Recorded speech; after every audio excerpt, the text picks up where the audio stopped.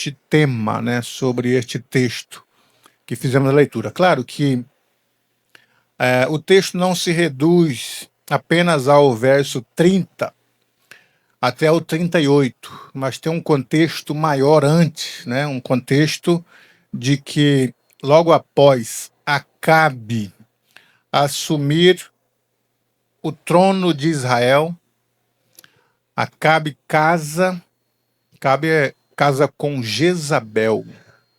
E Jezabel era da região de Tiro, da região de Sidom, e não era das terras de Israel, não tinha a cultura de Israel, a linguagem, o hábito, a lei de Israel, nem o Deus de Israel.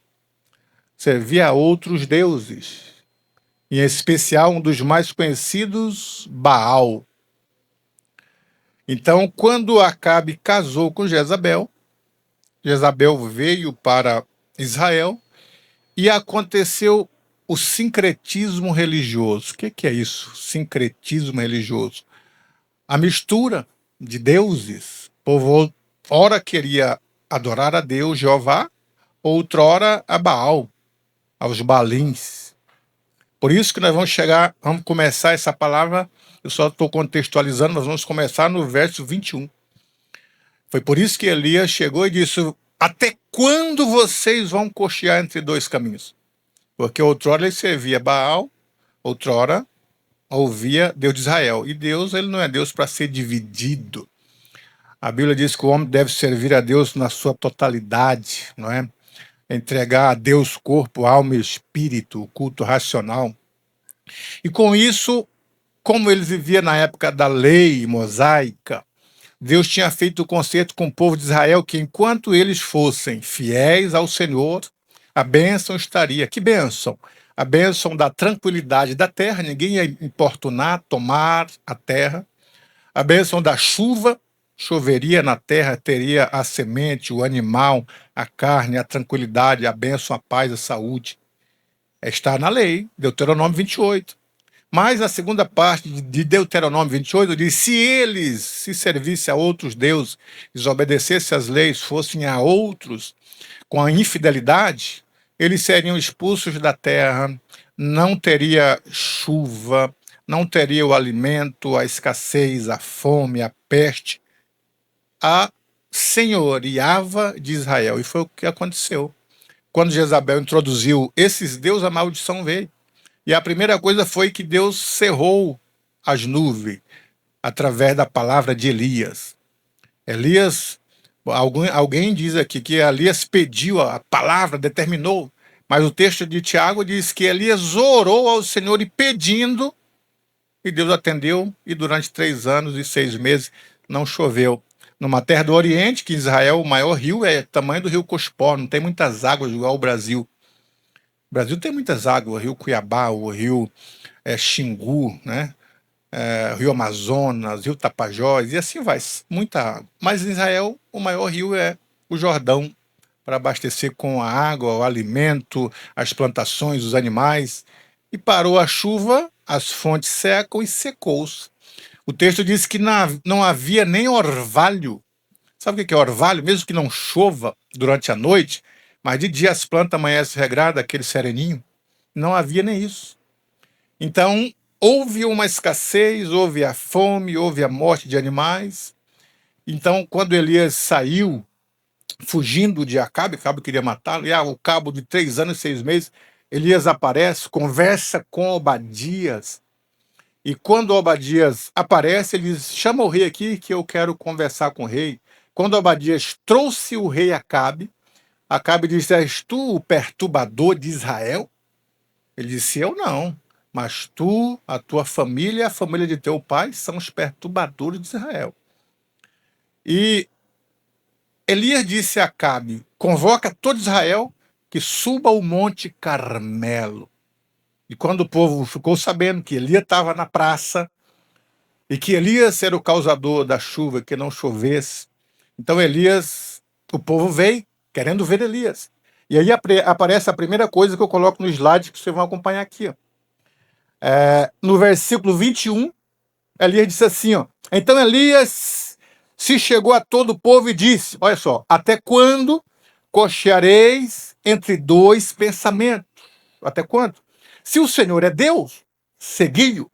Se Baal é, segui-o. Porém, o povo não respondeu nada. Na primeira investida de Elias, o povo não disse nada. Todo mundo ficou em silêncio. Mas a questão é, o que é cochear entre dois caminhos que Elias está repreendendo o povo? Oscilando. Cochear é oscilar. Tem horas que você está bem, tem horas que está ruim. Ou pular de um lado para outro, conforme o povo fazia. Ora servia Baal, outra hora queria ir para o templo de Jerusalém. E Deus não divide a sua glória com ninguém. Agora eu pergunto, aplicando esta primeira parte para a nossa vida, a nossa praticidade, quantas vezes nós não estamos assim? De repente, não, esse ano eu vou ser mais cristão, vou ser mais fiel, vou contribuir, vou orar, vou estar mais presente. E daqui a pouco, não, isso não é para mim não, hoje não vou, eu estou pensando. A gente vive nesses dois pensamentos. E por que não a palavra de Deus não vira ao nosso coração da mesma forma? Até quando nós vamos ficar cocheando, irmão, brincando de ser crente, brincando de ser fiel, ou sendo cristão pela metade? Não existe cristão pela metade. Ah, eu sou um cristão mais ou menos. Você é crente ou não é? Não lembra o termo da Bíblia de Apocalipse? Quem dera você fosse quente ou frio de uma vez logo, porque morno vomita da boca. Então não tem dois caminhos. Você é ou não é? Você é cristão ou não é cristão? Você serve com fidelidade ou todo o nosso trabalho não serve de nada? Agora, o segundo ponto do slide aí é o versículo 22. Então Elias disse ao povo: só eu fiquei do profeta do Senhor. E os profetas de Baal são 450 homens. A mesma síndrome que ele teve mais tarde volta de novo. Na psicologia chama a síndrome do isolamento. A síndrome não sei como é que fala, a Águida sabe. Essa questão, só eu sofro. Só eu que trabalho, só eu que tomo conta, só eu que estou na direção. Meu irmão, para com essa patáqua. E a gente sabe que isso não é de agora. Se você ler o contexto anterior, quando Elias está conversando com Obadias, Obadias disse assim, ó, Elias, Acabe mandou te procurar por todas as redondezas. Eu peguei 100 profetas de Deus e escondi 50 numa caverna e 50 em outra e tratei eles com pão e água. E mesmo assim Elias vem com essa conversa. Só eu fiquei, viu, povo? Só eu que estou crente aqui. Vocês todos desviaram, só tá eu. Né? Lá atrás, quando Jezabel disse assim, pega o homem para matar, que ele correu com medo. Aí quando o Senhor aparece, falou, Senhor, só eu fiquei. E agora eles querem tirar minha vida. E eu pergunto para vocês, quanto de nós temos essa síndrome? Só eu trabalho, só eu tomo conta, só eu que faço, só eu que contribuo, só eu que oro. Meu irmão, o Senhor Deus disse para Elias, meu irmão, para com essa conversa, Elias. Tem mais de 7.000 que não se dobraram. Você não é o único que sofre, você não é o único que tem problema na sua família, você não é o único que passa necessidade, você não é o único que tem angústia, tribulações. Todos nós temos alguma coisa. Porque alguém disse, não, porque eu vim para a igreja aí e minha situação não estava boa, por isso que eu ia jogar isso aí na cabeça de você. Meu irmão, alguém disse, olha, você não é o único que tem problema, não. Não é o único, todos nós temos problemas. Se não é financeiro, é familiar, se não é familiar, é da alma, se não é da alma, é do espírito, se não é do espírito, é com o patrão, com a patroa. Todos nós temos a nossa necessidade. Agora, precisamos pegar a nossa necessidade e colocar diante de Deus. Agora veja o próximo ponto do slide que eu coloco. Bezerro e água. Quando Elias, né? Ele disse assim no verso 23, trazei-me 2 bezerros. E eles escolhem um para si e o dividem em pedaços e põem sobre a lenha. Aí a gente fica perguntando. Eu fiquei perguntando, questionando. Aqui tem muita coisa para a gente meditar e pensar. No terceiro slide, vocês podem observar aí, ó, bezerro e água. Por que eu coloquei bezerro e água? Porque o povo está vivendo um período de seca, de escassez, de fome. Acabe está mandando Obadias, vamos nós dois juntos procurar se tem algum local, alguma água para o mulo para os animais comerem, tomarem a água, porque os animais estão morrendo.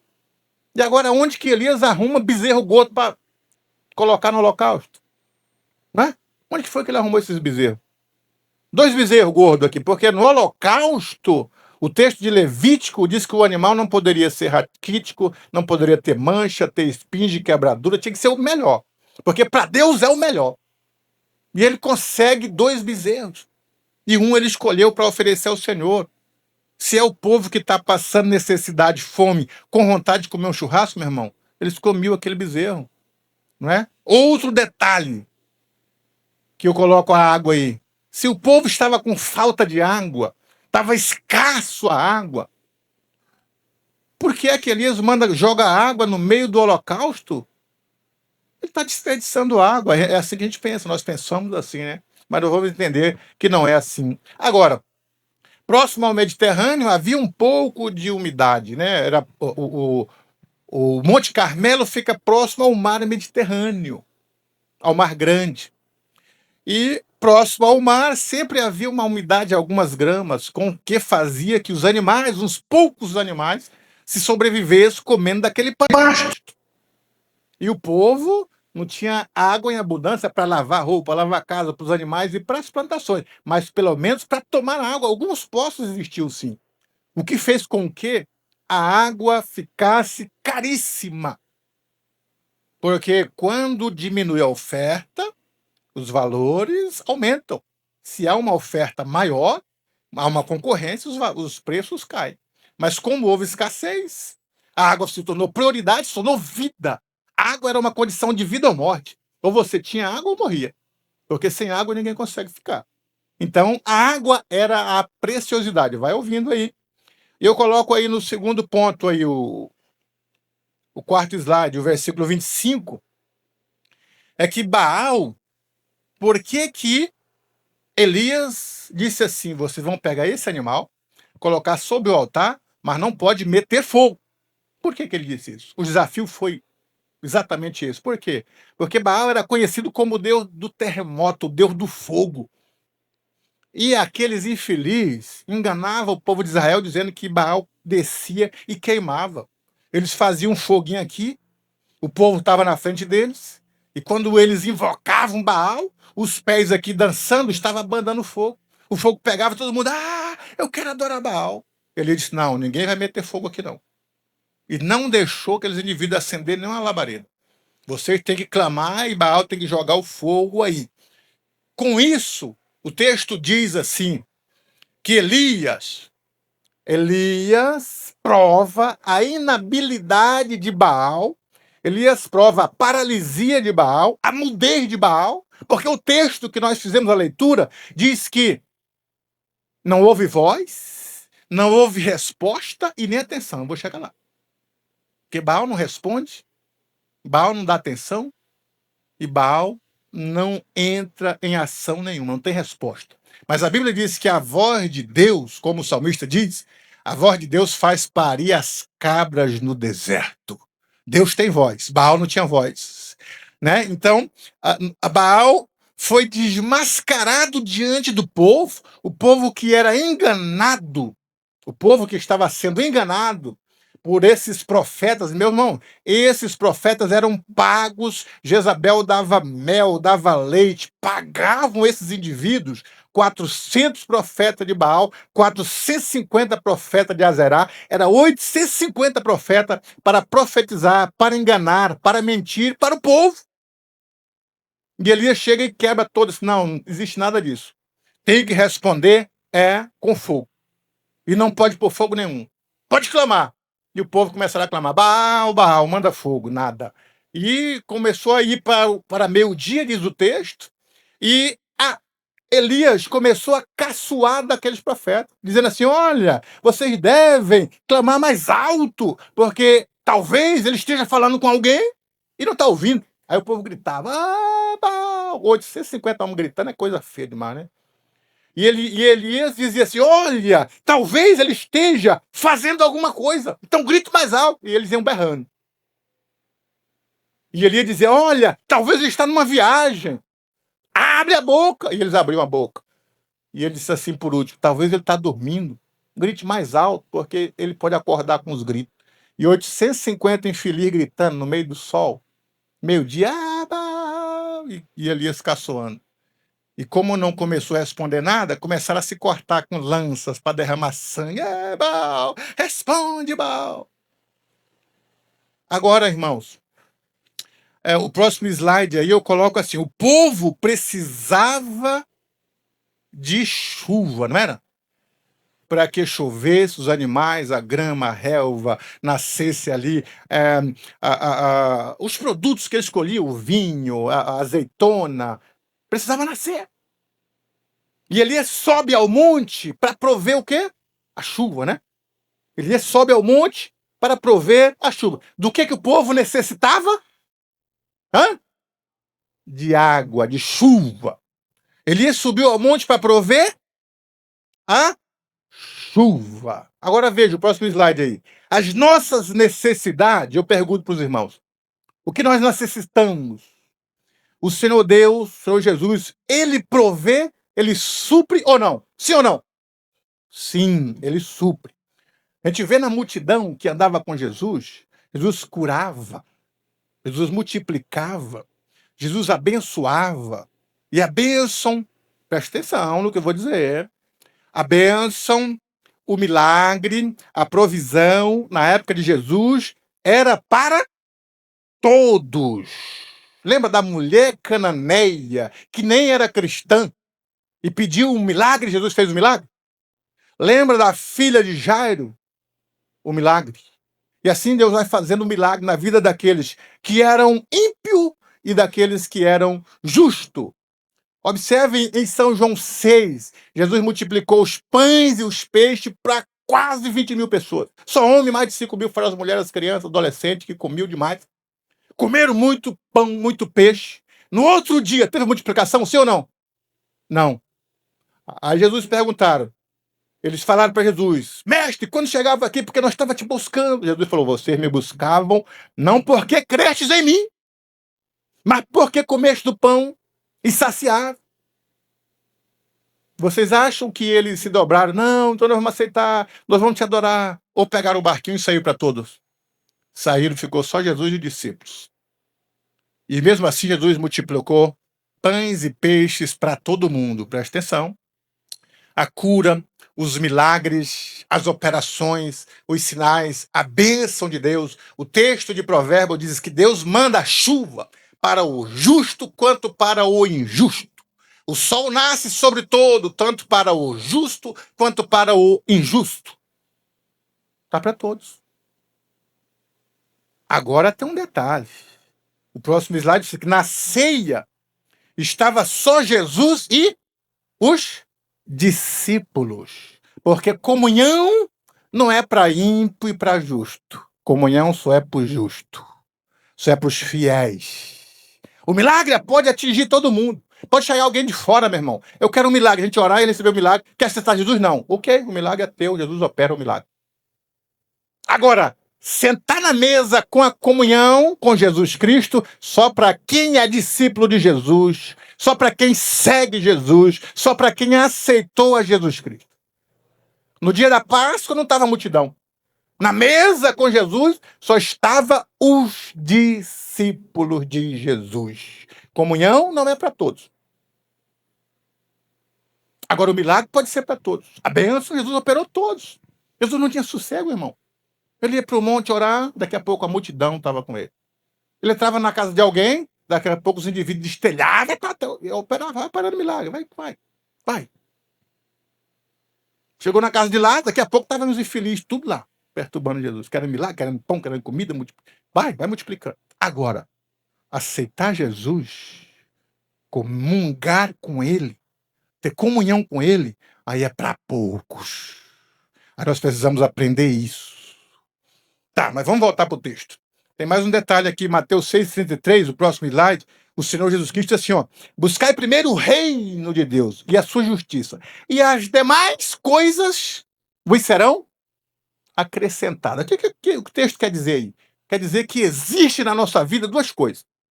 Existe a preferência, que é a prioridade, e existe a necessidade ou a precisão. Quando Jesus fala assim, ó, buscai primeiro o reino de Deus, é prioridade ou é necessidade? Hã? Prioridade. Buscai primeiro é uma prioridade, é uma preferência que nós devemos ter na nossa vida. E as demais coisas é importante? É. Só que ela não é prioridade. Ela é uma precisão, uma necessidade. E essa necessidade é na segunda condição. Aqui que começa a mensagem. Aqui que nós precisamos nos atentar para o que Jesus quer da nossa vida. Porque muitas vezes, irmãos, olha para mim, olha aqui. Porque muitas vezes nós estamos colocando diante de Deus só a precisão, só a necessidade. Queremos uma casa, queremos uma cura, queremos um milagre, queremos isso, queremos aquilo, mas não queremos a prioridade. E o certo é a inversão. No texto aqui de Elias, eu quero falar exatamente disso aqui. Veja no verso 30, o próximo slide aí, o verso 30. O verso 30 diz: então Elias disse a todo o povo: chegai-vos a mim. E todo o povo se chegou a ele. E ele reparou o altar do Senhor que estava quebrado. Espera aí, Elias não foi para o monte para interceder? O povo precisava de chuva, não era isso?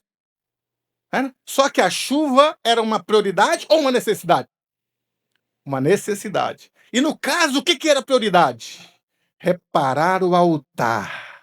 A prioridade, primeiro, Deus não chegou descendo a chuva, não. Vamos consertar o altar. O altar estava quebrado.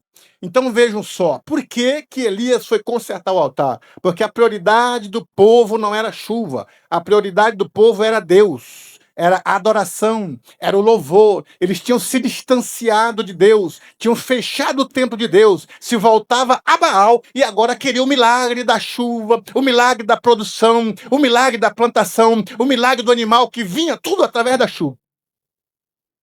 E Elias prova ali que eles deveriam olhar para a sua vida primeiro pela prioridade, depois Deus atende a necessidade. Já está dito, já está escrito. Buscar primeiro o reino de Deus. E o que é buscar o reino? Aí que está a chave. Porque hoje nós fazemos a inversão. Quantas pessoas, principalmente o advento dos neopentecostais, que pregam a teologia da prosperidade, a cura, a libertação, bênção, reino na terra, muita riqueza, muita prata, muito ouro. E não pregam a prioridade na nossa vida, que é a fidelidade com Deus, saber adorar, saber servir, saber ser cristão, seguir os passos do mestre. Isso é prioridade do rei. Tem gente, meu irmão, como aquele povo de São João 6, só quer bênção. E os que não precisam de bênçãos são fanáticos por Jesus. Gostam de ver os milagres. Tem gente que vem na igreja porque gostam de ouvir a banda, de ouvir um coral, de ouvir uma orquestra, de ouvir um bom sermão, de encontrar com as pessoas, gosta do ambiente, do contato e servir a Deus. Não quer. A prioridade, não quer. E Elias está ensinando aqui. Ele não chegou derramando chuva, não. Primeiro, vamos consertar o altar. Conserta o altar. Meu irmão, você está com o seu altar intacto diante de Deus? Não tem nenhuma pedra, nenhuma fissura que precisa. Não, pastor, tem? Mas o verniz está intacto? A grelha está no altar? Vamos olhar para o nosso altar da oração, da consagração, do jejum, da leitura, da obediência, da fidelidade, da servidão, da gratidão a Deus. Para depois as bênçãos vir com abundância sobre a nossa vida. Prioridade da vida. Depois os milagres, depois as necessidades. O próximo slide é o verso 31. O verso 31 dizia: Elias tomou 12 pedras, conforme o número das tribos dos filhos de Jacó. Primeiro ele conserta o altar. Depois ele coloca as pedras no lugar. As pedras estavam fora. O altar quebrado e as pedras fora. E ele fez o quê? Pôs as pedras em ordem. O altar tinha uma ordem de pedra na lateral, na frontal, na outra lateral. Tinha uma ordem. Tinha que ser bonito. É igual sentar uma parede de tijolos sobre tijolos. Ou tijolos sobre tijolos, que é plural, né? Não pode ficar um dos tijolos com um beiço pro lado de fora, ou inclinado, que a parede vai sair errada. Tem que ser no esquadro, no prumo e na linha. Tá lá o construtor. De vez em quando dá uma barriga lá, mas ele tira na massa. Mas não pode, né? Então, tem que estar no lugar. E o que Elias fez? Colocou as coisas no lugar. Meu irmão, olha para mim aqui, ó. Até para morrer, a nossa casa tem que estar em ordem. Lembra de um indivíduo que morreu, deixou dívida? E a viúva ficou apurada e os credores vieram, queria levar os filhos como escravo, lembra? Deixou a casa sem ordem, desordenada. Quando o profeta Isaías chegou para Ezequias, o que ele disse? Põe a tua casa em ordem, porque morrerás e não viverás. Até para morrer, tem que ter ordem. Quando Abraão desandou um pouquinho, o Senhor Deus disse para Abraão, Abraão, ser perfeito. Quer dizer, anda na ordem. E o que Deus exige com essa mensagem, contextualizando para a nossa época? Está em ordem a nossa casa? Meu irmão, eu falo até na casa literal.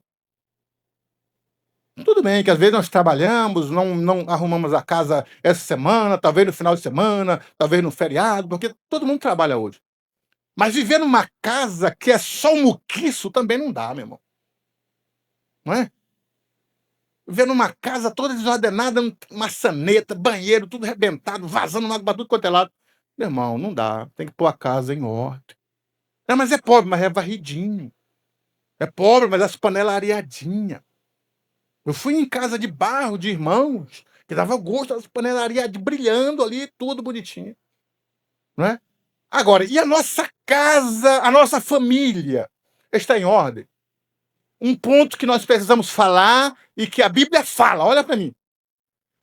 As nossas finanças estão controladas? Precisamos falar para o povo, porque a Bíblia diz. Porque às vezes nós ganhamos 5 mil, gastamos 10. E não é correto o cristão viver assim. A Bíblia diz isso, não é sobre finanças hoje, mas entra num ponto aqui sobre a ordem da casa, a ordem das suas finanças. Meu irmão, se você ganha 3 mil, não compre celular de 7 mil, não, meu irmão. Tem gente que ganha 3, 4 mil, quer comprar roupa de 20 mil. Você vai ficar devendo. As prioridades aí na sua casa vai faltar. O alimento vai faltar. Os credores virão. O aperto virá. Então, nós devemos saber se adequar sobre isso. Vocês acham que eu nunca ganhei salário mínimo? Diária. Eu ganhava diária de pintor. Gomás. 93 você trabalhava na sua fé com salário mínimo. Para comer, pagar aluguel, vestir. Tinha uma criança dentro de casa. Aí a gente vai subindo. Quando ganhei as contas da Sofé, fui trabalhar diária, R$60 por dia. O dia inteiro, ralando, no sol, nos andaimes. Mas controlado ali, meu irmão. As roupas minhas, eu ia nos bazares, ia no porto para comprar gravata, terno, porque eu não ia na Casa Prata. Não estava na altura disso. Isso é saber você controlar as suas finanças. E a Bíblia diz que Elias pôs o altar em ordem. Chegará um momento que Deus te abençoará, você pode ir. Hoje eu tenho condições de chegar na Casa Prata e escolher um terno, não de 10 mil, viu, Paulinho? Põe a tua casa em ordem, a sua família em ordem. Anda na minha presença, Abraão, ser perfeito. Não é? Essas condições. Ele pôs o altar no local, pôs o altar em ordem. Terceiro, faltou uma coisa, o terceiro slide, o verso 33 diz assim: então armou a lenha, dividiu o bezerro em pedaço e pôs sobre a lenha. As pedras estavam fora, ele colocou, mas faltou a lenha. Mas a prioridade do povo não era a chuva.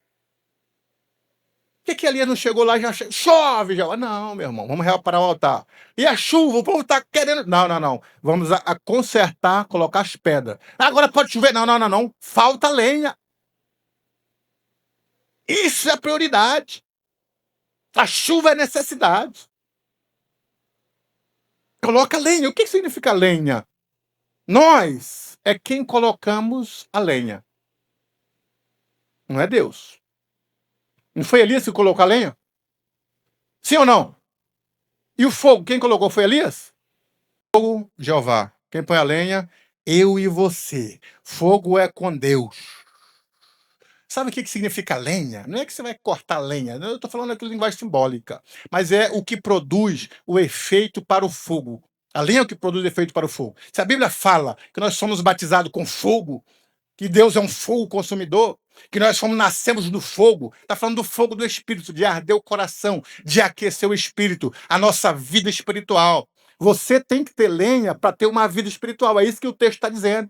Para ter uma vida espiritual adequada, uma adoração adequada, tem que ter lenha. Para louvar adequadamente, tem que ter lenha. Para ter uma vida aquecida com Deus, tem que trazer a lenha. Para ter uma comunhão com Deus, tem que produzir lenha. Para receber visões, profecias, autoridade espiritual, tem que ter lenha na tua vida, meu irmão, na nossa vida. Agora, uma vez eu disse que eu preciso dar um estudo sobre louvor.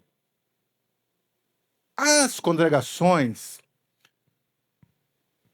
algumas neopentecostais, a IBN, a Batista, até a presbiteriana, eles são experts em louvor. Sabiam? Os músicos alinhados. Alguns são pagos exatamente para poder ter um louvor perfeito. Eles invertem som. Back vocal não é qualquer um que chega para cantar. Eu já estive em todas elas que eu estou falando para vocês. E quando é o momento do louvor, meu irmão, todos se derramam. Todos se derramam. Agora, o nosso louvor assembleano, no louvor congregacional, que antigamente a igreja se derramava com a harpa. Nem a harpa existia, a harpa começou em 1933, 1931, mas não existia harpa. Mas os missionários ensinavam o louvor para a igreja memorizar. E a igreja abria a boca e chorava com os louvores do missionário. Essa essência nós temos perdido. Tem gente que não traz harpa para a igreja. Tem gente que não sabe mais o hino 15 da harpa cristã. Novo convertido que não sabe o hino 3 da harpa cristã.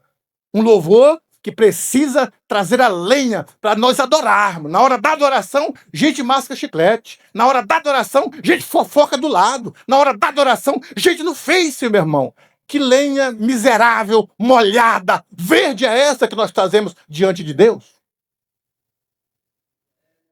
Um culto de 1h30, 2 horas, a gente não consegue sentar aí, ficar quieto, adorando, ouvindo.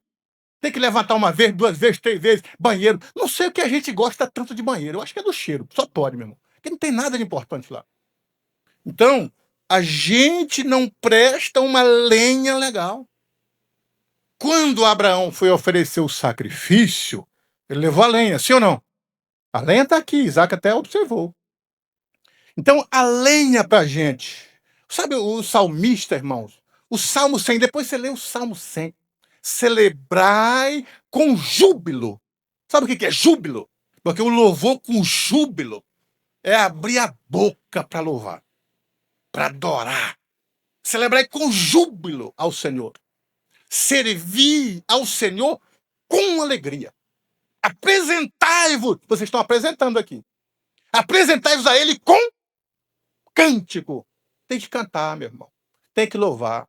Tem que trazer a lenha. Porque se você veio com o coração fervendo, já começa o culto orando, depois abre a boca para cantar, abre o coração para ouvir, abre o espírito para adorar. Daqui a pouco, sobre essa lenha, o Espírito de Deus vai se manifestar, vai descer, você vai se alegrar e as suas necessidades serão supridas, porque a prioridade está sendo atendida. O texto diz isso, né? A nossa lenha. Bendize a minha alma, Senhor, né? O Salmo 104. Em seus átrios com hino, louvai ao Senhor e bendizei o seu nome. Quando a gente entra na casa do Senhor. Só me alegrei-me quando me disseram, vamos à casa do Senhor. Tem gente que se entristece. Puxa vida, mas já é terça, tem que ir no culto. Já é quinta, de novo. Já acabou o final de semana, escola dominical. E o salmista diz, alegrei-me. Há uma diferença entre uma lenha e outra lenha. Então, são as prioridades e as necessidades. Veja só, eu coloco aí. Temos entusiasmo para tudo, menos para pôr lenha no nosso altar. Temos entusiasmo. Até para o mutirão a gente fica entusiasmado. Mas para a vigília, quero ver quem que vem do mutirão na vigília. Não é? Nós somos entusiasmados para tudo. Vamos fazer uma festa, meu irmão, arruma dinheiro, a gente empresta dinheiro. Vamos no shopping? Você vai no shopping. Na Chapada, vamos, até no frio. Gente vai na Chapada para ver a neblina da Chapada. Nunca vi gostar de frio desse tanto, né? Tirar foto, tá escuro aqui, morrendo de frio lá. Tem entusiasmo para ir na Chapada. Agora, para adorar, para oferecer o melhor para Deus, o entusiasmo. O povo judeu, quando você observa, não precisa ir em Israel, não. Vai nas mídias sociais, no YouTube, você vê eles no Monte das Lamentações, vestido, bonito, com pedido, enfiando na fresta do muro e batendo a cabeça, adorando, louvando. Na época de louvor, eu participei do Shabbat Shalom, numa sinagoga no Rio Grande do Sul, quando eu estava fazendo meus estudos lá. Lá na porta, quando nós entramos ali depois da porta ali, tem alguém que atende. Você vai participar conosco? Vou. Deixa seu celular aqui. Não entra com o celular, não, meu irmão. Não, não, calma aí, coloca o kippah, reverência, o kippazinho. Aí eu ia entrar, não, calma. Tem aqui o inário oficial, em português, em hebraico e em inglês. Você vai ler. Qual que você é? É português, né? Então entra. Agora cante. E a gente tinha que embolar a língua para dizer que estava cantando. Não tinha boca, meu irmão. E o louvor dos judeus, as crianças de pé, aquele judeuzinho com quipazinho, cantando e abanando e se jogando. Você olhava assim um grupo de louvor junto com os obreiros de pé. 2 horas de louvores. E eu fiquei pensando, e o nosso louvor, a nossa lenha é sonolenta, preguiçosa, e a gente precisa ter essas características, ter entusiasmo. Como eu disse, a gente tem entusiasmo para tudo, meu irmão. E para a hora do louvor, para a hora da prioridade da nossa vida espiritual. Temos entusiasmo? Se não temos, nós precisamos deste entusiasmo. Precisamos melhorar a nossa vida. Nossa vida cristã, nós precisamos melhorar. Eu coloco aí no verso 34, para os irmãos entenderem. Abriu uma vala e encheu de água, né? O povo necessitava de água, mas a prioridade era fogo, só depois que veio a chuva, né? Quando o povo de Israel, aliás, quando os profetas, no verso 29, se você tiver com o texto aberto, diz assim, sucedeu que passando ao meio-dia profetizaram eles, meio-dia os profetas profetizando, até que a oferta de manjares se oferecesse. Porém não houve, voz, nem resposta, segundo item, nem atenção alguma. Os profetas de Baal de Azerá estavam clamando, gritando, pedindo, desde a manhã já ia para meio-dia. Não houve voz de Baal, não houve resposta, nem atenção de Baal. Primeira coisa, eles estavam de manhã até ao meio-dia. A gente não consegue ficar 2 horas aqui. A segunda coisa, não houve voz, porque Baal não tem voz. O Salmo 115 disse que esses ídolos não têm visão, mas não enxergam. Tem boca, mas não falam. Tem mãos, mas não apalpam, e nem som algum sai da sua boca. Não tem voz. O Salmo 115 diz isso. Não teve resposta. Como que vai responder se qualquer objeto, seja de pedra, de ouro, de diamante, é objeto inanimado, não fala, não tem alma. E nem teve atenção. E eles se cortavam. Agora, o texto da Bíblia diz que a voz do Senhor, ela faz. João, quando ouviu a sua voz, ele ouviu como voz de muitas águas. Elias, quando estava na caverna, ele disse que primeiro veio um terremoto, um vento, quebrando tudo, fendendo as pedras. Mas o Senhor não estava no vento. Apesar de, às vezes, Deus está no vento. Né? Nos dias de Pentecoste, um vento impetuoso, e Deus estava no vento. Aí disse que, de repente, veio um fogo, queimando tudo. Ele saiu, olhou na caverna aquele fogo, mas o texto fala, o Senhor não estava no fogo. Apesar de, às vezes, Deus estar no fogo. Quando Moisés viu a sarça queimando, Deus estava onde? No fogo, na sarça. Né? Quando os quase 120 foram batizados, línguas repartidas como que de fogo. Deus estava. Né? E, de repente, veio um terremoto. Elias correu, olhou, Deus não estava no terremoto. E, às vezes, Deus está. No Êxodo 20, quando Deus desceu para ditar as leis, o monte fumegava, arrebentava, barulho de buzina, Deus estava. Mas, de repente, veio uma voz mansa e suave. E o texto fala: e Deus estava naquela voz, porque Deus responde. E se a gente estiver precisando de ânimo, a voz de Deus é suave. Se a gente estiver precisando de força, de reforço, de renovo, a voz de Deus vem exatamente da forma que nós precisamos. Mas a voz de Baal não foi ouvida. E nem houve resposta. E Deus dá resposta. Deus deu resposta para Gideão. Deus deu resposta para Abraão. E se tiver 50? Não, destruir. E 40? E Deus respondendo. Deus responde. Deus é um Deus que responde, irmão. E o texto diz assim: não houve atenção. E o nosso Deus é um Deus que atenta. Ele dá atenção para os seus. Quando ele chamou Moisés, ele falou: Moisés, tenho visto atentamente. Ele viu, ele tem atenção. A aflição do meu povo que está no Egito. Êxodo 3. Nosso Deus é um Deus que ouve. Nosso Deus é um Deus que responde. E nosso Deus é um Deus que fala. E Elias sabia a quem estava servindo. E ele foi pelas prioridades, porque conhecia o seu Deus. Para chegar na necessidade, porque ele também conhecia o Deus que responde. E o texto diz, como eu li aí, o verso 104, abriu uma vala, né? Porque Elias, quando o povo estava clamando, falou: chega, agora calma, chega. Todo mundo parou de gritar, de se cortar, e falou para o povo: chega aí, avisa a mim. O povo se aproximou.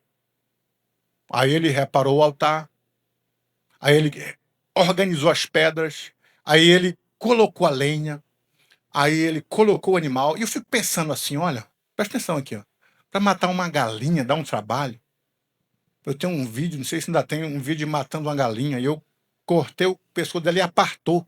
E o pescoço ficou assim, ó, jogando sangue, embreou tudinho lá na cozinha, né? Agora, como que ele matou um bezerro? O Bruno não dá um detalhe: matar um bezerro não é rápido, parece que foi rápido. Pá! Não, matar um bezerro, eu vi alguém matando um bezerro, fui para um Natal lá na Nova Brasilândia, aí o cidadão disse: Natal, vamos comer a carne, era uma 8 horas. O bezerro estava preparado lá. Pegou uma espingardinha daquela fininha e atirou na testa do boi, ele caiu. Aí correu todo mundo para cima, sangrou para tirar o sangue. Aí vai para tirar o couro. Depois escarnear o bicho todinho, tirar os fatos, repartir. Meu irmão, dá um trabalho. Como que Elias fez com esse bezerro sozinho, meu irmão? Claro que não foi sozinho. Mas parece que foi rápido, não. Deu trabalho Elias preparar aquele bezerro. Da mesma forma, as pedras do altar, pedras são pesadas. Pedras são muito pesadas. Qualquer pedra de altar, assim, é muito pesadas. Significando que é difícil você levar uma vida de integridade. Não é fácil, não dá de qualquer jeito, irmão. Dá trabalho. A vida cristã não é fácil, é pesada. Pesada para nós. Levar uma vida de oração, uma vida ministerial, uma vida de fidelidade, uma vida de obediência, meu irmão. Não é de qualquer jeito. Pesa. Tem seus preços para você ser íntegro, para você ser fiel. Não só no ministério, mas na vida cristã em si. Para Deus olhar para a gente e perceber que nós temos prioridade das coisas do reino e não nas necessidades. Porque enquanto nós focamos nas necessidades, pode ser que sejamos abençoados, mas a nossa vida espiritual se desgasta. O correto é você olhar para a prioridade, para o reino e focar nele. E Deus se responsabiliza das nossas necessidades. E Elias fez isso, escarneou o bicho, colocou sobre a lenha, né? E pediu para as pessoas trazer um cântaro de água. Ele se joga em cima da lenha. Todo mundo estava embasbacado. Como que ia queimar um animal cheio de água? E jogar a água com um cântaro. Depois ele disse de novo. E de novo, eu sei que os estudiosos dizem que aproximadamente uns 150 litros de água foi em cima do altar. E ele ainda cavou uma vala em volta do altar, cavou, afundou, e a água encharcou tudo, e a vala ficou cheia de água. Prioridades. Água. Naquela escassez, que as pessoas estão morrendo de sede, que os animais morrendo de sede, e ele desperdiçar água. Água era vida. Água tinha valor. O que denota que para a gente estar com o altar intacto, você coloca aquilo que você dá de valor. O que é valorável para Deus que a gente deve oferecer? Um culto de valor. A nossa vida espiritual tem valor. Nossa alma, o hino diz, você tem um valor. O nosso espírito tem um valor para Deus. As faculdades da alma, as faculdades do espírito têm valor para Deus. A nossa vontade é credenciada para Deus, não para a vontade do mundo. Os desejos do mundo têm valor para Deus. A fé tem um valor para Deus, deve ser colocada, canalizada para Deus, não para as coisas supérfluas. Adoração, louvor é prioridade, canalizada, louvor da alma, adoração do espírito, expressão de louvor para Deus da alma, serviço na alma, obediência, são coisas valoráveis para Deus. De tal forma que Deus disse para Samuel, ou através de Samuel para Saul, Deus não tem prazer tanto no sacrifício, tanto quanto na obediência. O obedecer é melhor do que o sacrificar. Isso tem valor. E nós estamos pegando esta água valorável e colocando diante do altar, dizendo: Senhor, eu sou obediente a Ti, está minha água. Eu sou fiel a Ti em tudo. Está aqui a minha água. Eu te louvo com a alma. Está aqui a minha água. Eu trouxe o meu espírito para ser cheio da Tua graça. Está aqui a minha água. Eu vou orar porque essa é a minha água. Eu vou agradecer, pelo menos agradecer, porque esta é a minha água perante o altar. Se você faz assim, Deus vai responder com fogo sobre o teu altar. Agora, 4 cântaros de água. Por que eles arrumaram essa água, hein? Tá tudo escasso, seco. O povo tinha água para tomar, para sobreviver. E isso custou caro. E ele buscou o mais caro para trazer. Agora, o povo não precisava nada de chuva. E até agora nada da chuva. Mas Elias estava dando as prioridades. Altar consertado, prioridade. Pedras no local, as coisas em ordem, prioridade. A lenha, prioridade. Agora, depois da prioridade, aí vem a oração de Elias. Olha só, sucedeu, pois, o verso 36, que oferecendo-se a oferta de manjar, eu não vou falar sobre a oferta de manjar, não vai dar tempo. O profeta Elias se chegou e disse, olha a oração de Elias: ó Senhor, Deus de Abraão, Deus de Isaac, Deus de Jacó. Abraão é o Deus da aliança, é o Deus que faz aliança com o seu povo. De Isaac é o Deus da fidelidade, ele cumpriu aquilo que prometeu, é fiel. O Deus de Jacó, o Deus de Israel, é o Deus da continuidade com as alianças e com a fidelidade que ele tem. Ele continua até hoje, meu irmão, é o mesmo Deus. Você serve o Deus de Abraão, o Deus de Isaac, de Jacó, o Deus que promete, o Deus que cumpre, e continua prometendo e cumprindo. E ele orou, e olha só, manifesta-se hoje que tu és Deus de Israel. Manifesta, a manifestação de Deus. E que eu sou o teu servo. E que conforme a tua palavra, foi Deus que mandou, presta atenção, conforme a tua palavra, fiz todas essas coisas. Foi Deus que mandou consertar o altar, porque a prioridade, às vezes a nossa prioridade é necessidade, não prioridade. Então Deus orientou Elias, conserta o altar, põe a pedra, põe a lenha, isso é prioridade para mim. E ele diz, conforme as tuas palavras, fiz todas essas coisas. E olha como é que ele pergunta. Olha aqui, ele fala, responde-me, Senhor, responde-me. Por quê? Porque Baal não respondeu. O texto do verso 26 fala que não houve voz, não houve resposta. E agora ele fala, responde-me, Senhor, responde-me. Para que este povo conheça que só tu és Deus. Para que o povo pare de oscilar. Para que o povo pare de cochear entre os dois caminhos. Para que o povo saiba decidir corretamente. Aprenda a te servir com fidelidade. Que só existe um Deus. Só existe Deus no céu e na terra. E Ele requer fidelidade. Deus é sobre todos os deuses. Há um só Deus, um só Senhor, um só Espírito, uma só fé. E a Ele glória e honra para sempre. Amém.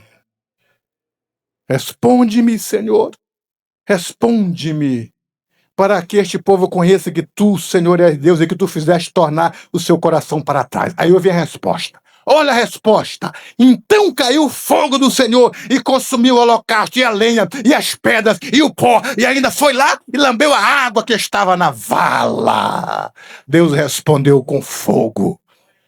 E a chuva? Não, primeiro o fogo, meu irmão. A chuva nada. Primeiro o fogo. Às vezes aquilo que nós achamos que é prioridade, não. A prioridade do povo não era a chuva, não, era a necessidade. Mas a prioridade era o fogo. Agora olha as lições para nós aplicar aqui no próximo slide. Deus quer abençoar muito a sua igreja. É o que Deus falou comigo hoje. Deus quer abençoar muito a sua igreja. Ele quer derramar poder na igreja. Quer continuar operando milagres, quer continuar trazendo as bênçãos, mas precisamos consertar o altar, precisamos pôr em ordem, precisamos trazer a lenha diante de Deus, meus irmãos. É a mensagem de Deus para a igreja, saber o que é a prioridade, começar aprendendo a louvar, começar aprendendo a adorar, começar aprendendo a fazer a obra de Deus com fidelidade. E o Senhor Deus tem dito exatamente isso nessa palavra de hoje, para ser o dia meditando e orando sobre ela. Que às vezes nós não temos uma bênção maior porque nós não sabemos o que é prioridade. Olha para mim aqui que eu vou dizer uma verdade. Nós não damos prioridade para o culto, não damos prioridade para estar na casa do Senhor, para servir com fidelidade, para orar. Não damos prioridade na evangelização, não damos prioridade na adoração, não damos prioridade para falar de Jesus para o vizinho, simplesmente dizer para ele, meu vizinho, Jesus é bom, Jesus é Salvador, ou assim, Jesus te ama. Não damos prioridade e queremos bênção, queremos milagre, queremos tanta coisa. E a prioridade de Deus é essa que eu estou falando através da palavra do Senhor. Diz o Espírito do Senhor nesta noite. O Espírito do Senhor, precisamos. O último slide diz assim, primeiro a fumaça tem que subir, para depois a chuva descer. Quando Elias começou a queimar o altar, que o fogo começou a pegar sobre o holocausto, a fumaça subiu. E o povo que entendeu o que é a prioridade, caíram de joelhos dizendo, só o Senhor é Deus. Entenderam a prioridade da vida. E depois Elias disse, corre Acabe, porque agora vem a chuva para abençoar o povo. E meus irmãos, quando nós colocarmos aquilo que é a prioridade na nossa vida, na vida da igreja, Deus vai descer a chuva. É milagres, é bênção, é batismo com o Espírito de Deus aqui na igreja. Deus quer batizar, Deus quer curar, Deus quer encher a igreja dele neste local. Maná, Shuribanagamaia. E eu quero convidar você para orar agora de pé, porque eu quero orar pela igreja do Senhor, para que esta palavra que Ele nos deu entre na nossa alma, entre no nosso espírito, e nós começamos a fazer o que é prioridade perante a presença do Senhor. Curva a sua cabeça, curve. Você vai começar a orar. Começa a perguntar a Deus, o que é a prioridade do Senhor para mim? Começa a perguntar, o que eu preciso melhorar, Jesus, para tu derramar chuva na minha vida, chuva na minha família, chuva na minha vida, na minha alma. Começa a orar.